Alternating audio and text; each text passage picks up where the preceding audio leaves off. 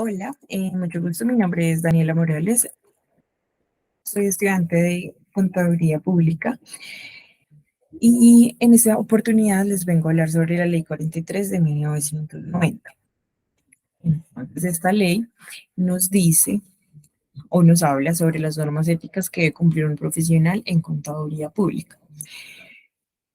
Esta ley se divide en 5 capítulos y aproximadamente 75 capítulos, 75 artículos, disculpen.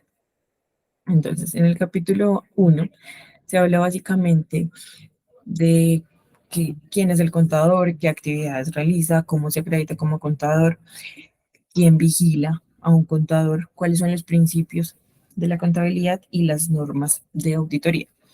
Entonces, para definir quién es un contador público, podemos decir que es una persona natural, profesional y siempre encaminada a la ciencia contable. Entonces, lo que hace un contador es revisar toda la información monetaria, los estados financieros y en generar todo lo que encamina económicamente a una compañía. Las actividades que realiza son organizar, revisar y controlar toda la información contable, además de certificar y dictaminar los estados financieros de las organizaciones. ¿Cómo se acredita como contador público? Por medio de una tarjeta profesional que no la otorga la Junta Central de Contadores, de quien hablaremos más adelante. ¿Quién vigila a los contadores? Entonces, en el artículo número 5 nos indican que el encargado de vigilar a los contadores es la Junta Central de Contadores. En el artículo 6, entonces, nos habla sobre los principios de la contabilidad generalmente aceptados, que pues son todas las normas que tenemos acá en Colombia y que son los conjuntos básicos y las reglas que se tienen al registrar e informar contablemente. De las normas de la auditoría, entonces, en ellas tenemos unas normas personales y unas normas relativas. Entonces, en las normas personales nos encontramos con unos exámenes que se deben ejecutar a las personas que estudian contaduría pública. El contador público debe tener independencia mental y además debe ejecutar exámenes y preparaciones de sus conocimientos. Y en las normas relativas, entonces, eh, podemos decir que un contador debe hacer su trabajo planeado y debe tener siempre la supervisión de sus asistentes. Además, debe hacer un apropiado estudio, una evaluación de su sistema de control, de la manera que se está manejando todo contablemente.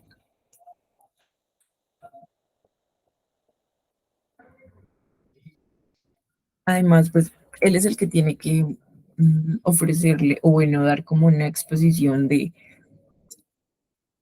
la información financiera de la compañía. Entonces, bien sea cuando presenta sus estados financieros, siempre debe dar una información clara e inequívoca. Entonces, básicamente es de esto trata el capítulo 1 de esta ley. En el capítulo 2, entonces acá hablamos básicamente del ejercicio de la profesión. Entonces, en el artículo 8 hablamos de las normas que debe observar. Entonces, un contador público debe tener claras las normas de ética profesional. Debe siempre actuar basada en las normas de la auditoría generalmente aceptadas. Además de que, o sea, debe saber de qué se le está hablando, debe saber básicamente todo lo que comprende esta ley 43 de 1990 para cumplirla y saber dar a conocer a los demás. En el artículo 9 habla sobre los papeles de trabajo, que como bien sabemos, actualmente los, o sea, los estados financieros, los balances, los registros contables, todo se maneja mediante un archivo que debe ser consecutivo. Y estos papeles de trabajo son los encargados de demostrar ante alguna auditoría de que las cosas se están realizando adecuadamente. Entonces es una constancia que se deja contablemente y que es realmente importante para la compañía. En el artículo 10 se habla sobre la fe pública, que como sabemos un contador siempre, además de realizar su trabajo adecuadamente dentro de una compañía, si de alguna manera o en algún momento descubre algo, él tiene toda la razón de poder ir hacia el Estado y demandar a una compañía que esté haciendo actos ilegales. En el artículo 11 hablamos de el dictamen profesional. Entonces, pues, un profesional en contaduría pública va a realizar siempre certificaciones sobre los balances generales, sobre los estados financieros, y él dictamina y dice, o sea, con toda seguridad acerca de la viabilidad de la empresa. En el artículo 12 habla sobre la elección de los empleados. Entonces, en este artículo, lo que se quiere decir es, o sea, acerca de un contador tiene la obligación de contratar, o bueno, en algún caso, más que todo en empresas que tienen que manejar temas operativos, va a tener un asistente o un colaborador. Entonces, él debe saber que su colaborador tiene el conocimiento y además le debe exigir que también debe manejar una ética profesional, así la persona aún no lo sea. En el artículo 13, entonces, pues nos indica que hay otras leyes por cumplir. Entonces, podemos decir que un contador para desempeñar las funciones de revisor fiscal, auditor externo o auditor interno en toda clase de sociedades para las cuales de ley o el contrato social así lo determina. Es decir, o sea, todo lo que hemos hablado anteriormente no solamente lo debe cumplir un contador público, también si en algún momento llega a ser un revisor fiscal o un auditor externo, también está incluido en todo lo que hemos hablado anteriormente.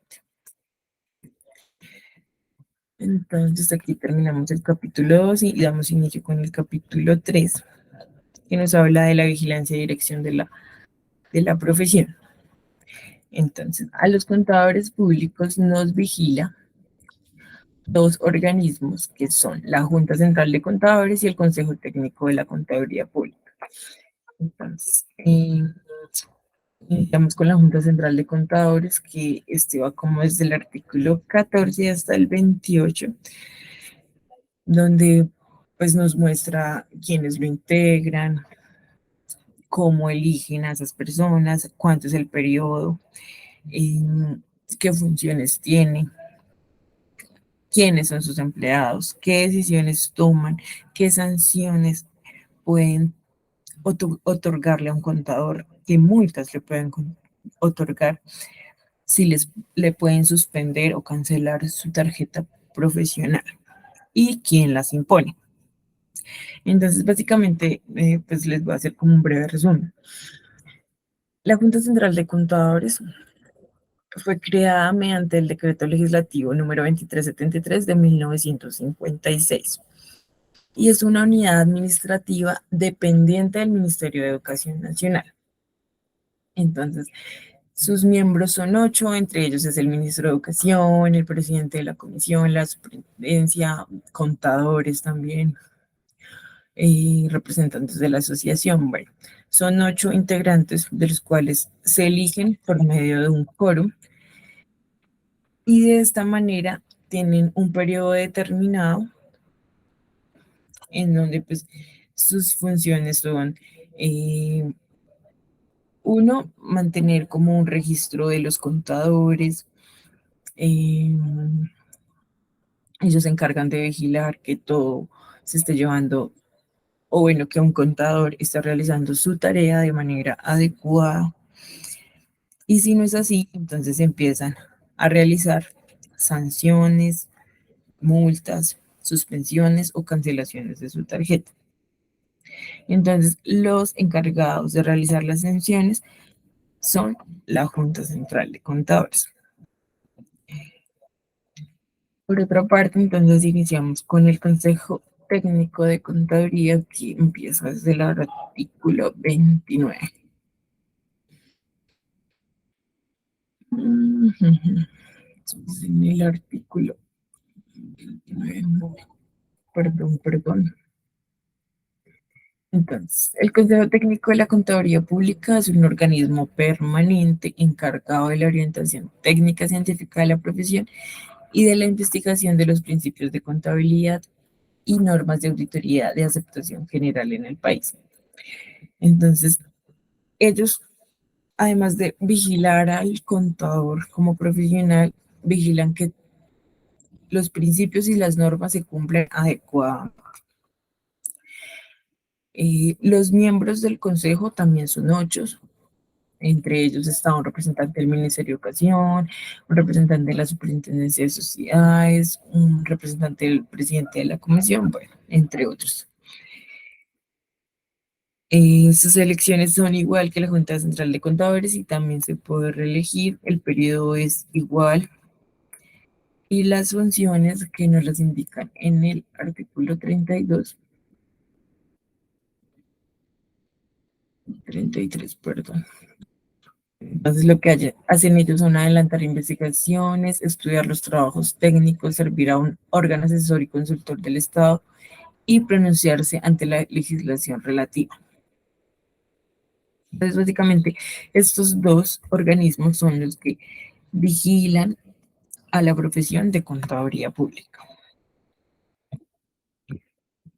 Acá empezamos con el capítulo 4, que es lo que básicamente estamos viendo en la materia ética profesional. Entonces, en el capítulo 4 se habla sobre todo el código de ética profesional, los fundamentos de la norma, la sociedad en general, los principios básicos. Mejor dicho, hablamos de cómo nos debemos comportar, cómo se debe cobrar, cómo debemos actuar junto con nuestros colegas y realmente que un código de ética profesional, no solamente en el área de contaduría pública es muy importante, sino que en todas las profesiones. Considero que este tema es muy valioso porque las personas profesionales no solamente tenemos un cartón porque sí o porque estudiamos o porque nos quemamos las pestañas, sino porque todos tenemos valores y nunca debemos perderlos. Entonces, los principios básicos de la ética profesional son la integridad, la objetividad, la independencia, la responsabilidad, la confidencialidad, la observación de las disposiciones normativas, la competencia y actualización profesional, la difusión y colaboración, el respeto entre colegas y por último, la conducta de la ética. Entonces, acá nos dice que nosotros debemos aplicarlo como contador público, tanto en el trabajo más fácil que podamos tener como en el más complejo. Vamos a encontrar obviamente muchas entidades que nos van a ofrecer dineros por comisiones, por temas que dañan nuestra integridad como contador público. Y no solamente eso, o sea, tener valores además también es asesorar adecuadamente a una organización. Entonces, nuestra profesión es de constante cambio y siempre hay leyes nuevas, derogan otras, entonces siempre debemos estar muy actualizados. No solamente con la finalidad de el individualismo de saber y tener el conocimiento, sino poder ofrecerle a los demás también la oportunidad de saber cosas nuevas. Entonces, por eso, este capítulo 4 que nos habla del código de la ética profesional, es uno de los más importantes, considero yo, aunque pues obviamente todo es importante. Pero entonces debemos tener claro que hay cosas que podemos y no podemos hacer. En este capítulo, entonces, hay unas cosas donde nos indican que si nosotros, como contadores públicos de una compañía, nos ofrecen poder llegar a ser revisores fiscales en, en, un- en esa misma compañía, pues nosotros, acá en la norma nos dice que no puede ser así. Hay que renunciar y después de 6 meses podemos aceptar la oferta. No se puede al mismo tiempo. Además que el parentesco tampoco, o sea, si uno tiene parentesco hasta el tercer grado de consanguinidad, no es posible que podamos ser contadores de esa organización. Además de las normas y de todo el tema contable, este capítulo nos habla de muchísimas cosas muy importantes. Una de las cosas que me pareció muy interesante fue acerca de los colegas. O sea, me parece, o sea, muy importante saber que entre colegas no podemos por debajear el trabajo de los demás. Y acá en la ley lo dice. O sea, no hay la necesidad de hablar mal de una persona porque lo ideal es ayudarnos entre todos. Es fraternidad. Tampoco podemos realizar suplantaciones porque eso genera pues obviamente una sanción. Y en el momento de contratar empleados también tenemos la responsabilidad de que esas personas que vienen creciendo profesionalmente sepan que un contador no solamente es una persona que asesora financieramente a una compañía, sino que debe tener unos valores que lo llevan a ser un gran líder y un gran profesional. Entonces, básicamente en este capítulo, pues no, o sea, no indago mucho porque, y no me voy a poner uno por uno, artículo por artículo, porque son un montón, son aproximadamente como 34 artículos, pero básicamente eso es lo que nos indica. O sea, que, o sea, quiénes queremos ser como profesionales. Entonces, por eso este capítulo es muy interesante y pues me gustaría que todos tuviéramos claro muy cada uno de esos artículos. Y me gustaría también expresar cada una de mis opiniones referente a cada uno de ellos, pero pues tendría un trabajo como de 1 hora. Entonces, es realmente importante la ética profesional, no solamente como contador público, sino como persona y como profesional en cualquier área. En el capítulo 5, ya dando por terminado, entonces acá están los derechos adquiridos, los inexequibles y el propósito de la ley y de la vigilancia. Entonces, en este último artículo, pues solamente dan como a conocer la ley, las disposiciones y pues muestra las posibles faltas que pueden tener en la ética profesional. Entonces, este último capítulo nos dice sobre los derechos adquiridos y sobre acerca de que el incumplimiento de la ley pues puede generar posibles sanciones. Entonces, este es mi trabajo. Les agradezco mucho por su tiempo y les mando un abracito y feliz día.